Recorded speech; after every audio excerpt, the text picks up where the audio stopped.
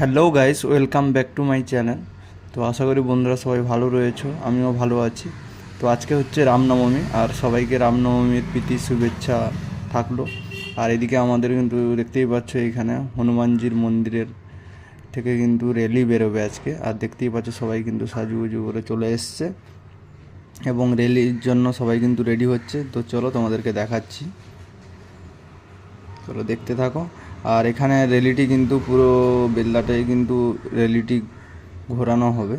তো দেখতেই পাচ্ছ র্যালির জন্য এখন সারিবদ্ধভাবে লাইন করা হচ্ছে।